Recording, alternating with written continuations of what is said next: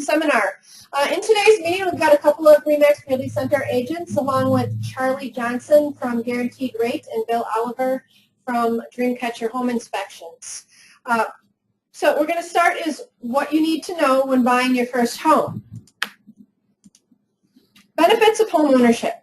How to get started with the pre-approval. Finding a home and an agent. Explaining the paperwork for the contract process. How the closing works. And then we'll have time at the end for some questions and answers. There are many benefits to home ownership. One of them is being able to protect yourself from rising rents and lock in the cost of the payment for the life of your mortgage. So you're always going to know what your cost is. There is long-term security and neighborhood stability. There's long-term investment. It builds equity. At tax time, interest payments are deductible and rental payments are not. The fun part of owning your own home is you can decorate and make changes without asking for landlord approval, and you can get the puppy or the kitty that you always wanted without having to ask. Home ownership does have an impact on net worth. What I want you to just notice on this slide is a homeowner's net worth is over 36 times greater than that of a renter. The average homeowner has a net worth of almost $200,000, while the average net worth of a renter is only $5,500.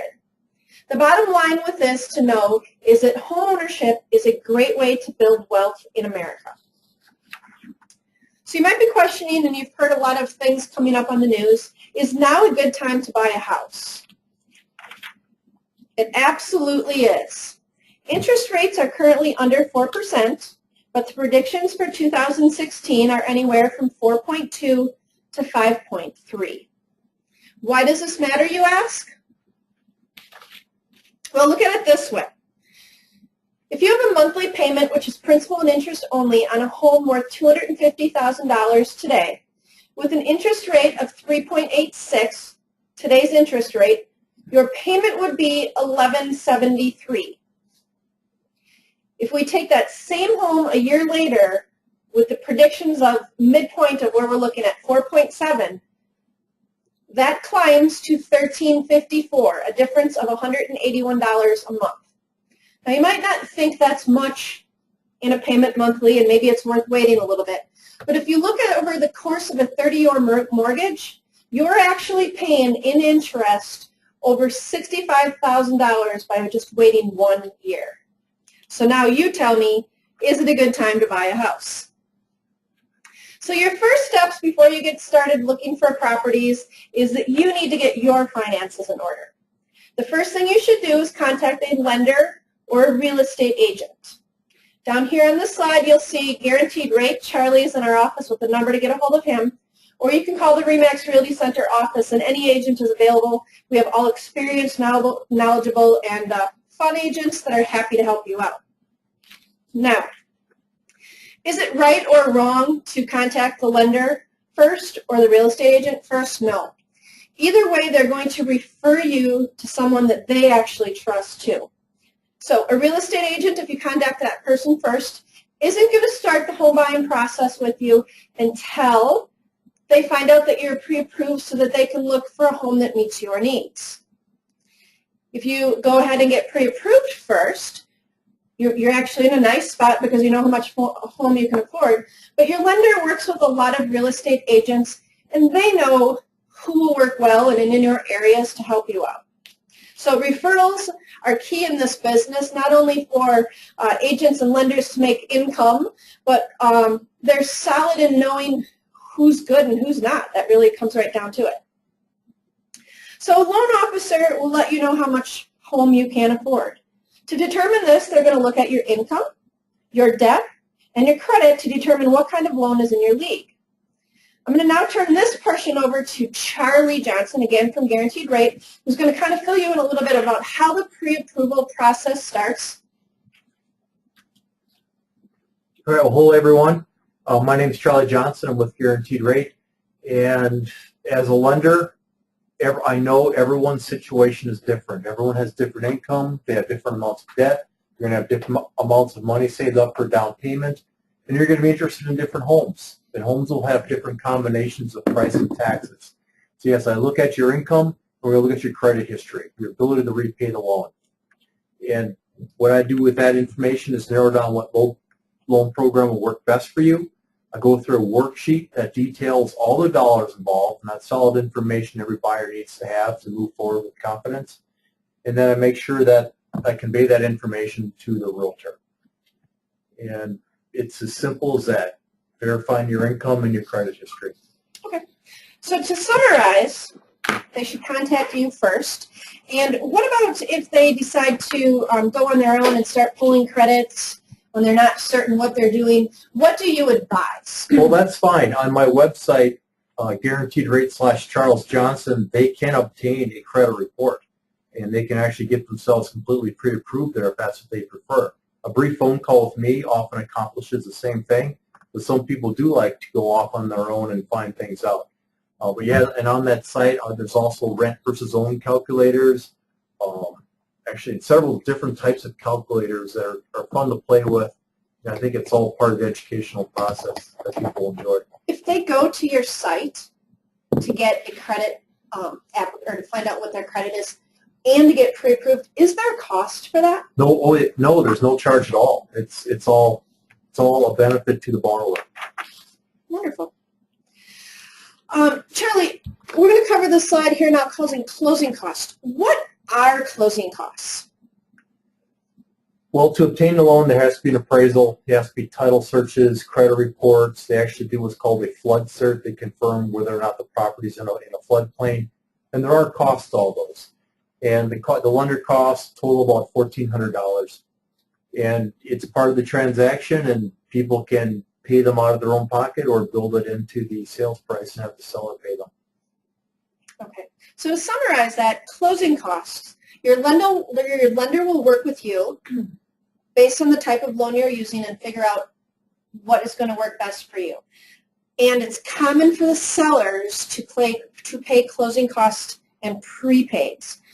Again, your realtor or your lender will explain to this. What happens with that is they credit you on the offer to purchase and on the HUD statement, but you are still responsible for paying them, but they're helping you out ahead of time. Is that correct? And how common is that, do you think? You know, for first-time home buyers, smaller down payment loans, it just seems to be very common.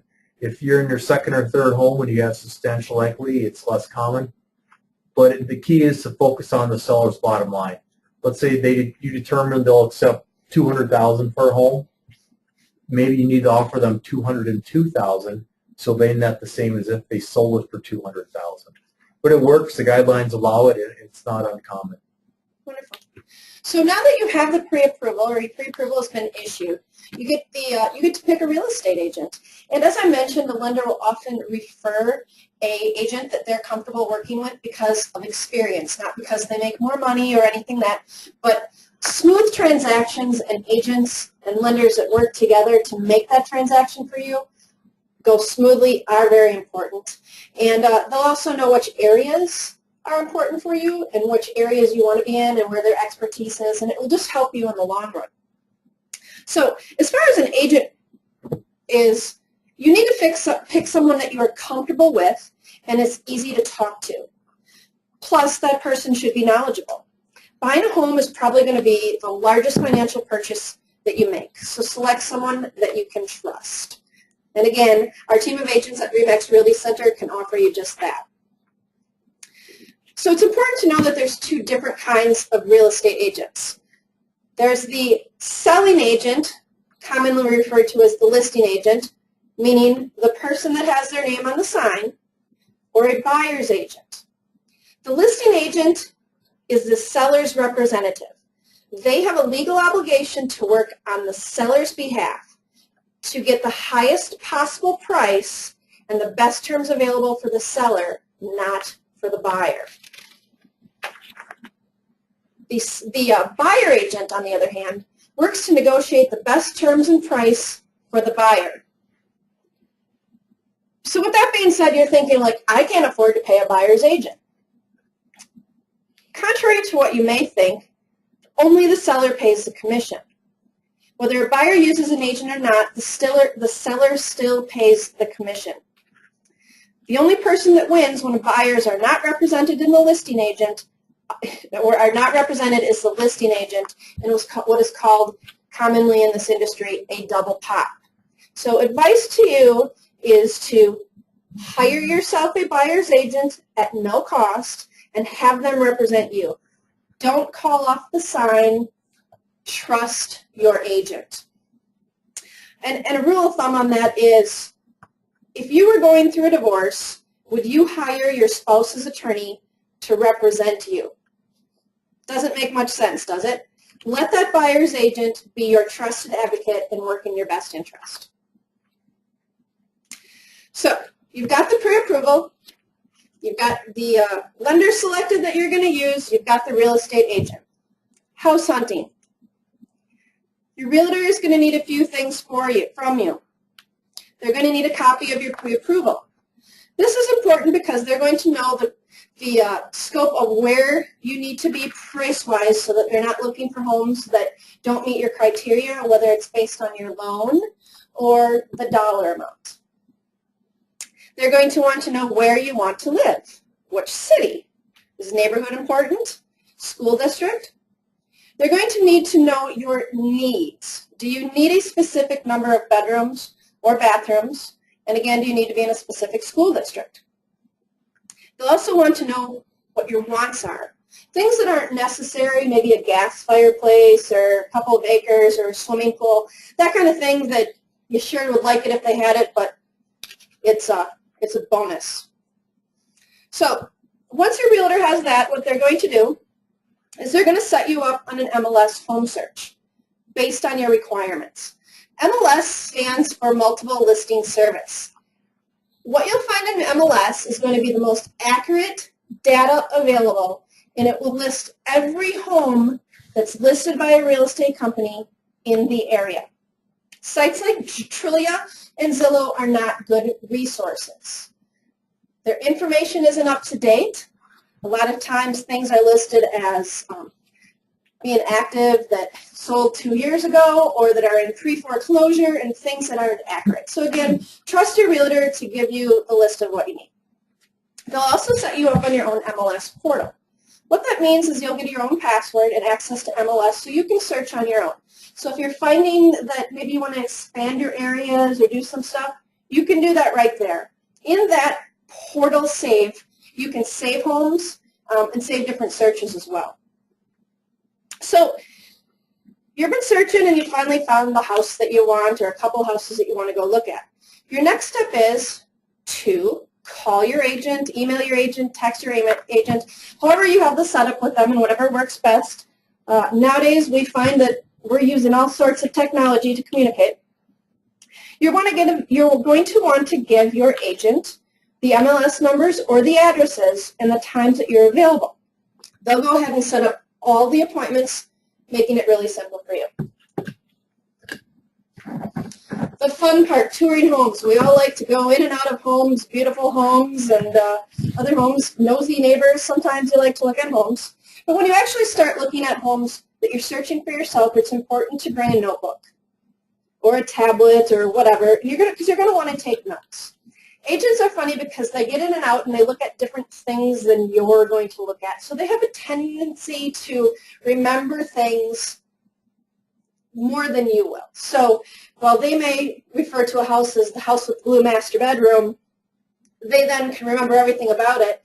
You're overwhelmed by different things that you're looking at, furnaces, yards, all of that stuff. So again, bring a notebook. It's also very important to be respectful of appointment times. Preparing a house isn't easy. You know how it is when you're cleaning your own home and it can take a long, long time. But when a seller is preparing their home for showings, they're taking the extra effort. And sometimes they have to make alternate care for maybe elders that live in the home or children, or pivot their plans around activities that are happening to accommodate your schedule. So don't expect everybody to be set on your clock. Sometimes you're going to have to be, adaptable to what can happen with them. But don't be late, and if you do need to reschedule, let your agent know as soon as possible, because your agent does also have to let them know out of respect. It's also important to be respectful of the seller's property. There's a fine line between opening drawers and cabinets, which you're certainly encouraged to because you want to know what kind of storage you're going to have. But there's a difference between rifling through personal belongings, aka the medicine cabinet or, God forbid, the scanty drawer. You're also going to want to keep the crowd to a minimum, at least during the first visit. So a lot of times you're going to be looking at 3 or 4 or maybe even more homes. At this point, don't be bringing your parents, your architect friends, the neighbors, and all your kids. Maybe on the second visit or certainly during the home inspection, but this is the time for you to really look at a home and not get distracted and pick out what you're liking and not what maybe dad says, well, this house is too big for you or whatever. It's got to be something that you're actually really going to want, and it's easier to get that feel on your own. So what happens once you have the house that you want to put an offer on? As we kind of mentioned or before, is things are happening and it's a great time to purchase a house. So if you want to put an offer in, you're going to have to do it quickly. What's going to happen is your realtor will draft the offer. Offers must be written, and they are a legally binding contract once accepted. The offer details the property's address, the sales price, and the closing date. It must include provisions for any required or requested inspections or tests, and clearly state all financial obligations regarding mortgage, deposits, and taxes. Your buyer's agent, your realtor, will go through the contract with you to be sure that you're understanding everything that you sign prior to it being submitted. Keep in mind that it is the realtor's job to know the changing laws and the requirements. And again, your buyer's agent is looking out for your best interest. Your realtor will also communicate with your lender ahead of time to be sure that the financing contingency mirrors your pre-approval terms so that you can write the best and strongest offer while maintaining maintaining what you can actually afford. Once you have the offer all written in and signed, we call this the negotiation process, and this is where you may have counters going back and forth. An offer may be agreed upon right at time. There may be other offers coming in at the property. A lot of things can happen, and again, your buyer's agent will kind of gear you towards and educate you on what you should or shouldn't do with this. Once it's accepted, it's officially considered an accepted offer, and you move on. Some of the things about an offer that you should be aware of is that your realtor will be sure that it includes standard contingencies to protect you. A contingency is a provision in the real estate contract that specifies the contract would cease upon the occurrence of a certain event. For example, the contract is contingent upon a buyer successfully obtaining a mortgage loan at an interest rate of 6% or lower. So, if rates would rise quickly and go over that amount, you could opt out of the contract based on the financing contingency. And again, you could opt out, you don't have to. Your realtor is going to be sure to include 3 very common contingencies in. One being your financing, one being your home inspection, and the other being a testing contingency, which covers things such as well, septic, and radon. So, you have the accepted offer, you're comfortable, you're in a good place with your contingencies, you have, you're going to move on. So the first thing that that's going to happen is that your agent is going to get all of the paperwork to your lender. Your lender will reach out to you for a formal application so that you can meet the financing contingency portion of the offer. At this point, Charlie is going to go over with you a little bit about what actually is involved in a formal application as opposed to the pre-approval. Yeah, the pre-approval I can do over the telephone, but I do a credit check, and I have a link to the Fannie Mae underwriting systems, and I do send your information through there. So it is a very good pre-approval, and I can also obtain information from you for the formal approval. You actually bring me the tax returns, the bank statements, copies of the offer to purchase. It is recommended that all that information be brought to the lender before you write the offer, just so they can confirm everything that was exchanged in that phone call, or if it's a brief face-to-face meeting. But yeah, the pre-approval and the formal approval is different in that the information is typically verified by an underwriter. Okay, that makes sense. Yeah. Okay, so we're going to discuss earnest money now. Now, we could have discussed it when we were talking about the offer, but we're doing it right now as we go with what happens after the accepted offer. You're going to put down what is called earnest money. Sometimes people call it good faith money. And what it is it's money put down to show that you are serious in making a good faith effort to go ahead and move forward with the transaction. Earnest money amounts vary. A lot of times they're between 1% to 2% of the purchase price. Your realtor will suggest an amount that they think is good for that. The check gets made out to the listing company's trust account. Again, you'll be guided when this comes up, but it's key to know that it's going to be cashed right away. The lender is also going to verify that it's been deposited and get copies of that check. So that's why we're in this section of it, is what happens after you have an accepted offer. This is the first responsibility you have, is to be sure you get that earnest money in. If the deal goes through, the earnest money is actually applied as part of your down payment / closing costs. If the deal doesn't go through, let's say you got lazy or had buyer's remorse and you just didn't want the house anymore, the seller can keep the money. But if you are getting out based on any one of the contingencies that are placed within the offer, the financing, again, maybe you lost your job, maybe the inspection wasn't pleasing to you, you can get out and get your earnest money back from that. One thing important to remember on that both the buyer and the seller have to agree where the earnest money is going before it is dispersed out. So again, your realtor is going to be sure that you know what's happening with this, and this is why it's really important to have a buyer's agent representing your best needs. So we've gotten through the financing contingency, and we've gotten through the earnest money, the next step.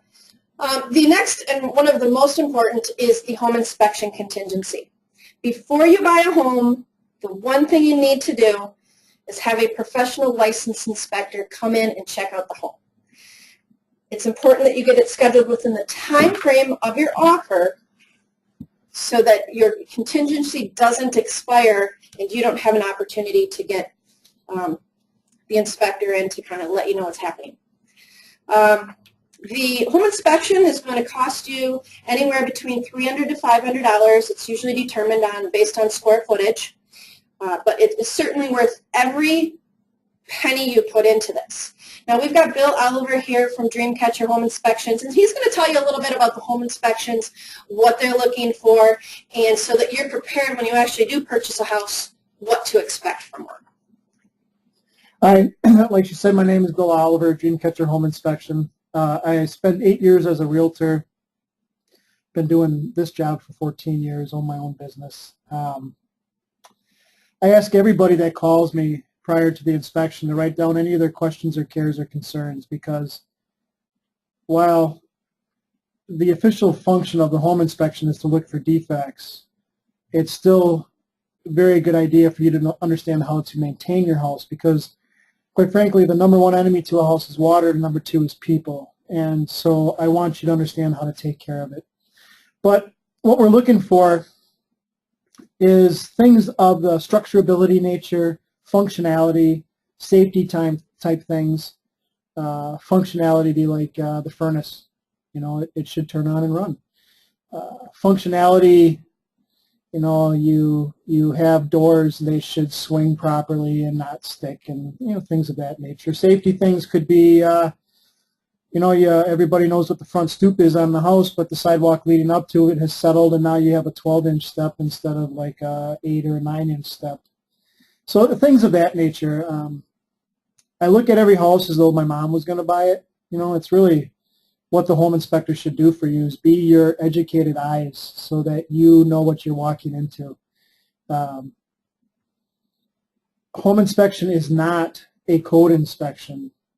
If you've got relatives that are in the trades and you want to bring them along to the inspection, that's a great thing to do. But as far as the code inspection thing, you might have a dad who's a plumber and he comes along and says, well, this plumbing's not the code or this plumbing's not the code. And while that could very well be true, it's more of a functionality test, not test, but inspection. The example I like to give is the two-prong outlets. If you bought a house that was built in the 20s or 30s and it started with two-prong outlets and it still had all the two-prong outlets, it doesn't make it a defect, but it would be in your best interest to upgrade those items and bring them into the modern era. Questions are good. I like questions. I like questions at the right time.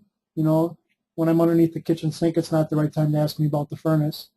You should be able to ask any home inspector that you use questions. They should be approachable. Like Lisa said, the home inspection is a time to bring your family and friends around. That's true. I would rather have your dad or your uncle or whoever's there looking out for your best interest.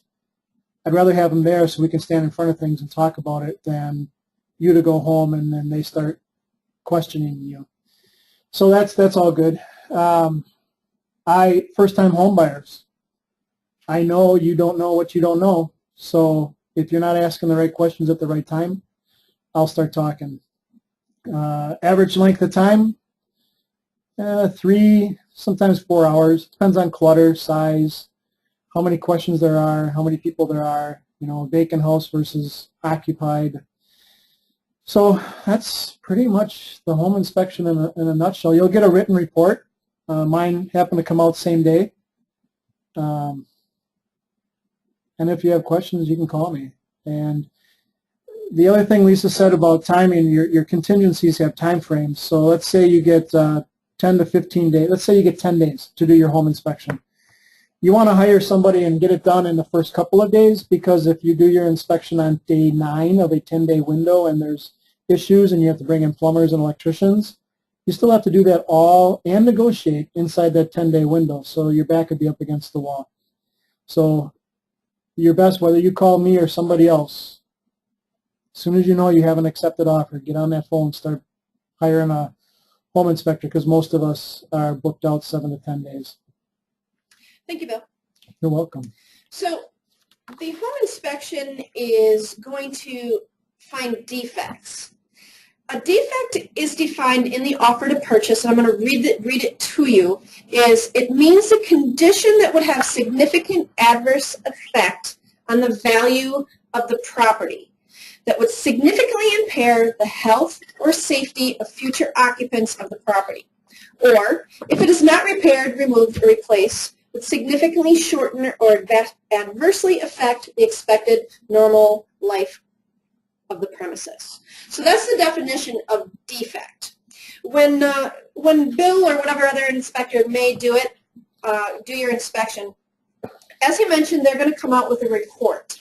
I'm going to have an example up of a report for you here, and they're going to let you know what is a major concern, what is a potential safety hazard, and what is a deferred cost item. He's also going to suggest to you what needs to be replacement or what should be repaired or serviced soon. And he's also going to let you know what should be monitored. So on the screen we have an example of a typical, and again very common, inspection report. Bill is going to tell you that in the course of his many years in the industry, that how many perfect homes have you had? I can picture, and houses do blur together in my head, I can picture one, and I would venture to say I've had maybe 3 out of thousands of home inspections. Yeah. Okay. Not very common. And I'm going to emphasize again with the example of the summary that this is common. Yeah, this is pretty typical. This is actually kind of short. Yeah, you're going to come up with lists, and something like this shouldn't scare you. No. Don't let the home inspection scare you, because everything that you see on this list, and some of these lists are longer. If you were to look at them the way I look at them, you could probably knock a good portion of them out in an afternoon. Most of it, we find is maintenance that just hasn't been done in a timely manner. But then there's things that normal people aren't going to see. I just did one the other day where the trim around the windows was lapped the wrong way, and since the house was built in 1998, water's been getting behind the flashing into the windows and causing rot. So that's a defect, but it's not something you can readily see if you don't know what you're looking for. But you don't eat an elephant in one bite. So if you have a long list, don't worry about it. Everything's fixable. I like that, Bill. Everything is fixable. So after the home inspection, you're going to have a couple of options.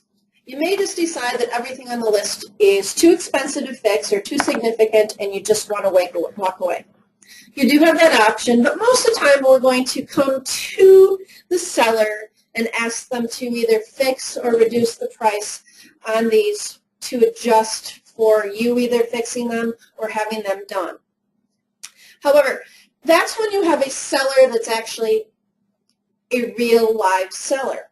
When you're purchasing a property in a foreclosure or something that's being sold as is, it's important to note that your inspection comes up with stuff that allows you to get prices or to plan for the repairs, but they are not going to do anything to fix the problem. So again, this is where we come back to where the home inspection is super important. It's one of those contingencies that I would recommend you never skip. So how do we go about asking the seller to fix some of these properties or problems? Obviously, we do this in writing. We're going to use an amendment to have these items fixed. So I just pulled up an example amendment here to kind of reflect and narrow what a large report that we showed before, and narrow it to what really has to be done. Because some things they'll point out to you aren't really necessarily that big of a deal, but Bill is obligated, or the inspector is obligated to let you know about them. For instance, a toilet may be loose, and you can just tighten it really easily, but he's also just making you aware of that. So the sample up here is just kind of covering some of that stuff. So we've gotten through all of the contingencies, and you're ready for the closing. What is the closing? It's a meeting that involves all the parties to sign the final documents and legally transfer the property to you. You're going to be there, and whomever else may be on the loan, whether it's a spouse, a significant other, maybe a parent that's co-signed for you. Your loan officer, your agent is going to be there. There's also going to be a title company that prepares all the documents, and they're going to explain the paperwork that you're going to be signing, along with the seller and the seller's real estate agent. Occasionally, you'll get a seller that pre-signs. You will be in separate rooms so that they're not knowing what's happening with your mortgage and stuff, but a lot of times the seller will be in the other room, because the minute they get your proceeds check, they're going to another closing to purchase another home. So as far as the closing itself, I'm going to turn this over to Charlie, and he's going to kind of tell you what to expect at the closing, what you're going to sign, and we'll go from there. Yeah, closings are actually a fun event. I mean, you've written the offer, and it's been quiet. I mean, the appraisal comes, goes underwriting. 40 days may have gone by, 50 days may have gone by, and today's the day you get your house. Yeah, there's papers to sign. That's not exaggerated. There is quite a bit of things that are signed. The seller's one room, buys in another. Everyone does their paperwork. Checks are exchanged. Keys are exchanged. And then you're off to your home. Okay. I think it's important to note, too, that by the time you get to the closing table, you should already be comfortable with everything you're going to sign. And if you have a good lender, they're going to make sure you are. The difference I'm going to kind of just point out for you on here is that if you have a good local lender course, I'm going to give some kudos to Charlie. It's important that they're going to go over all those forms ahead of time so that you're going to get there. It's going to be a breeze. Like you said, you're going to smile. You're going to be happy. You're going to be collecting keys.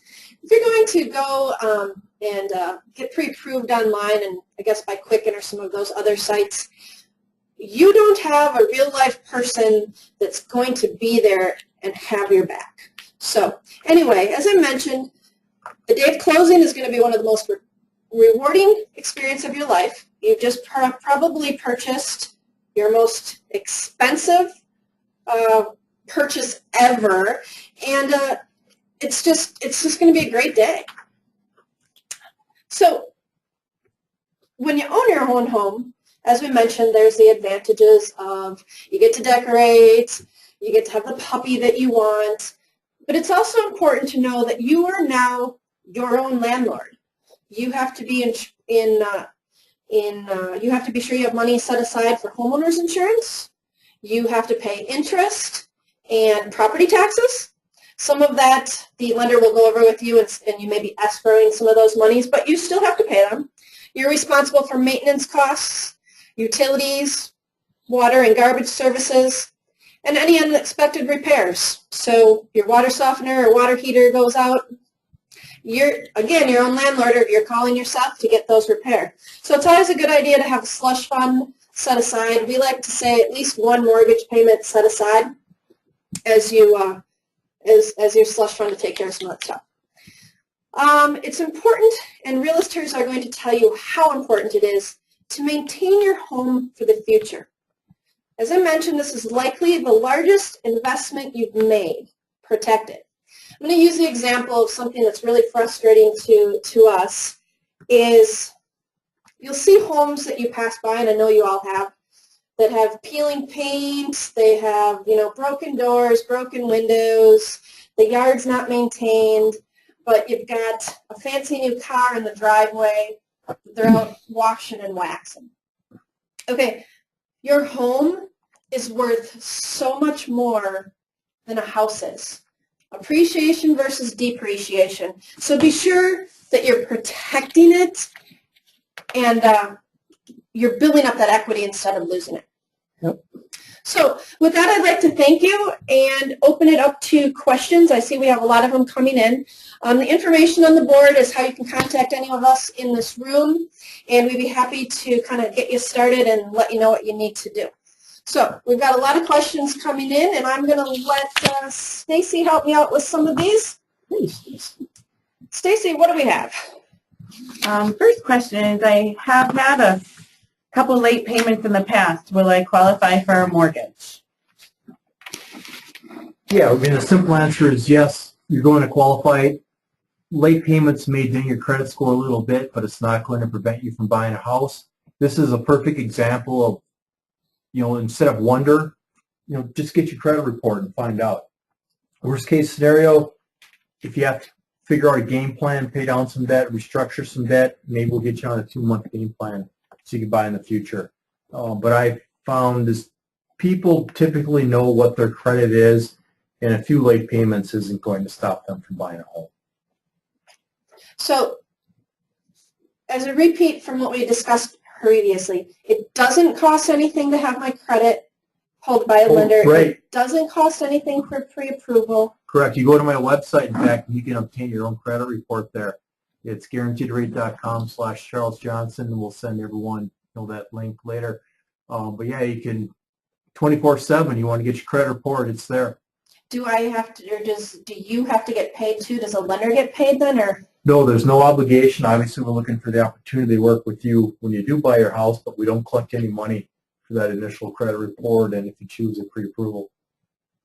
Okay. All right, here's a new one. I had a bankruptcy 2 years ago, going on 3 years. It's been discharged. Can I obtain a loan to purchase a home? If you've had a bankruptcy, you need to do two things. One, reestablish credit, and two, don't have any more credit blemishes. And different programs have different seasoning requirements. For example, FHA, it's 3 years from the discharge date of a bankruptcy. So yeah, if you had a bankruptcy, you can be eligible to buy a house in as short as 3 years. What about a foreclosure? Foreclosure is 7 years. And what's that other one called? The short sale. Short sale is the same as foreclosure, 7 years. FHA, though, is 3 years again. Really? Yeah. Okay. Good to know. Does the seller have to fix everything on the home inspection report? You want me to answer that? I do. Quite frankly, you don't have to do anything with the information I give you. You could let your house continue to stay in the same shape, and then when you go to sell it, you won't get much money for it. Like I said earlier, the number one enemy to a house is water. You need to keep your house watertight. And number two is people. If you're a good steward to your house, or if you're buying a house that has good stewards and they maintain it, you're not going to have a long list of things to take care of. If you're a good steward, you're going to take care of your house, and you're going to fix things while they're still small and inexpensive. And then when you do go to sell your house in 7.2 years and you call Lisa back up, you'll get better price for it. From the angle of the negotiating process, I'll touch on a little bit, although I'm not part of the negotiating process. I myself am a good negotiator, but I don't know anything about this transaction. Everything is negotiable. Everything can be put on the table. The time of the closing, for example, can be a negotiating item. You might say, yeah, we don't care about the toilet, but we need to close at 3 o'clock on that Saturday. So everything is up in the air. You need to work with your realtor and find out and help them feel out the whole process and see just what is something you can ask for them to fix. They might be giving you the house at the best bottom dollar they can, and they don't have money to fix something. Or you might have friends in the trades, and you can get all these things fixed for cheeseburgers. You don't have to hire somebody out of the phone book. So there's so many variables, and if you work with your realtor, if you find a good realtor, it's kind of like having a short-term marriage. So like Lisa said earlier, find a good realtor. They'll help you through that process. All right. Here's a good one. When is the interest rate locked? Interest rate is tied to the property address, so once there's an accepted offer, the rate may be locked. And if you write an offer and you know it's going to be accepted, you can, if like the weekend's coming up, we're going to work with you on that too. So this is a great question. We get asked this all the time. Why wouldn't I call the agent on the sign? Because it's my understanding that I get a better deal if I look or if I go directly through that listing agent. Can I answer this? Absolutely. We're going to let the inspector answer this one. See, Lisa talked earlier about the whole buyer's agency and seller's agency, and that might be confusing. But if you're working with the listing agent, they owe you honesty, but they don't owe you any loyalty at all. If you're working with a buyer's agent, they owe you honesty, of course, but their loyalty is to you. If the listing agent knows that the house is for sale for $200,000, but the seller is willing to take $170,000, they are not going to tell you that. If the buyer's agent finds out somehow that, yeah, they'll take $170, even though it's listed for $200, the buyer's agent's going to tell you, let's write it $170 because they'll take that. I know they will. So there's the difference. You don't want to call the person on the sign. You want to call your buyer's agent because they owe you loyalty. Did I answer that well? I like that. You're very well versed in our business. I was a realtor for 8 years. Here's another one. Does inspector check to be sure everything is up to code? Oh, I touched on that briefly. And this is where the aunts and uncles and brothers and the grandpas that are in the trades come into play. The home inspection is not a code inspection. The only person that can talk about code is the building inspector in that municipality. Contractors can talk about code as far as when they do work. So say, I remember that example that I gave you with the two-prong outlets. Now let's say you have a contractor come in and they're going to do a little remodeling in your bathroom. If anything they touch and open up, they have to bring to code. So if they're moving the outlet, now it's got to be a 3-prong GFCI protected outlet. If they're changing plumbing, they have to follow that per today's codes, not per the codes from 1920. So the home inspection is not a code inspection.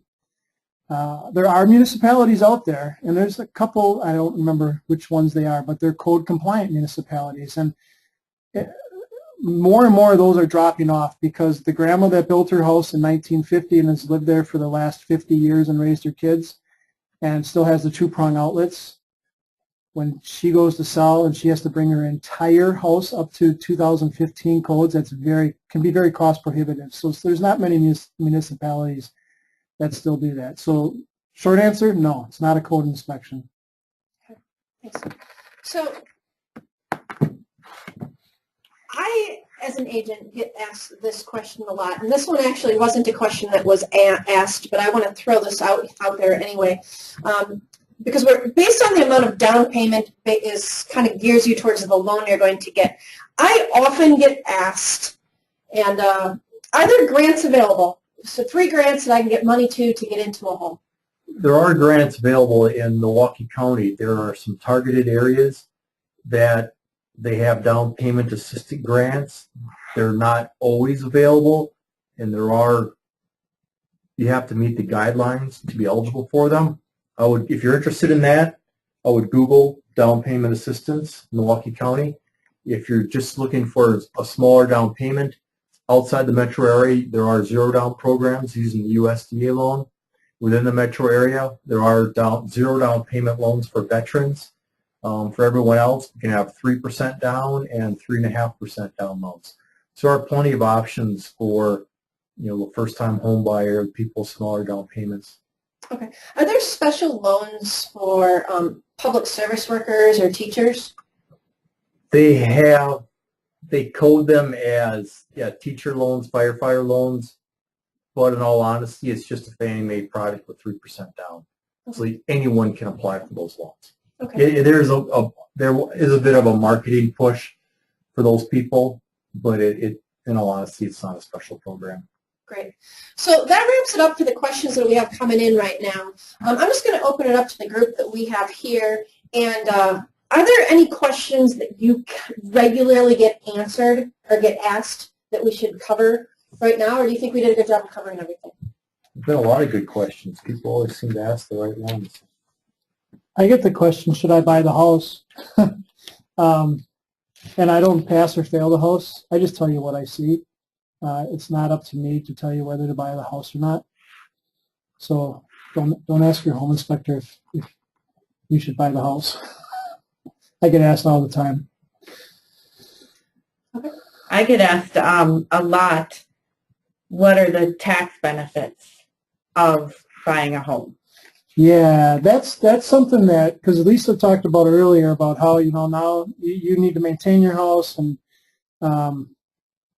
you have to pay for the mortgage insurance and all that. But talk to your financial person, because your net effective cost of home ownership is going to be much less than renting, with the write-offs you can have with your, interest and your taxes and your principal accrues, and you get appreciated value. So every month you're making money owning a house. That's why in that one slide showed the person they had a net worth of $195,000. The other one was a net worth of $5,000. It's a great point. That's part of why I like to emphasize to maintain the home is Absolutely. So important. It's huge. To do. And nowadays you're finding homeowners are typically staying in their home 5 to 7 years before they're looking to either move to a different location, different school district, get bigger because they've added kids to their family, or downsize. So typically you're planning on 5 to 7 years in that home. While some stay longer, it's just we know that a lot of times they're going to be changing. So within that 5 to 7 years, it's so important to be sure that you're taking care of the home so that when you do go to sell it again and purchase your next one, that you've got that equity built up. And there's this thing out there called the homeowner's warranty. That's pretty common now. It's a policy that can be put in place for a year after you own the home, and it covers your mechanicals. So if 3 months after buying your first house, and you're still rubbing pennies together, your water heater goes, you can be covered by something like that. So talk to your realtor about that too. That's a great point, Bill. A lot of times we as realtors are going to write that into the offer right away and have that seller pay the cost for the home warranty for you for the first year. Yeah, because one of the things we can tell you the water heater's running today, but I can't tell you how long it's going to last. If I could, I'd be on a beach picking options. Yeah, I remember when I first got into the business and didn't know a whole lot about these kind of mechanicals in a home, if you will. We ran into a water heater that I was with Bill at the time that I think was like 30 years old. And I remember him just going, wow. What is about the average? I mean, they can go at any time, but what's typical? Modern ones, Yeah. 5 years. 5 years. Ish. To make them more efficient, they made them thinner. So the old ones that are running 40, 50 years old and running like champs, those are built like tanks. They just don't have as many safety features on them. Okay. So, anything else that comes up to you guys, do you think, that we need to cover here? Can't really think of anything else. No, if people have questions, they'll definitely contact us. Again, all our contact information is up on the screen, and good luck with your home search. Yep, thanks for joining us today. I also want to let you know that we will be reaching out to you, and if at any point you'd like to meet with any of us, we are available, or we will make this slide presentation available for you as reference as we move forward. We look forward to hopefully getting an opportunity to work with you and showing what we have to offer. Have a great night.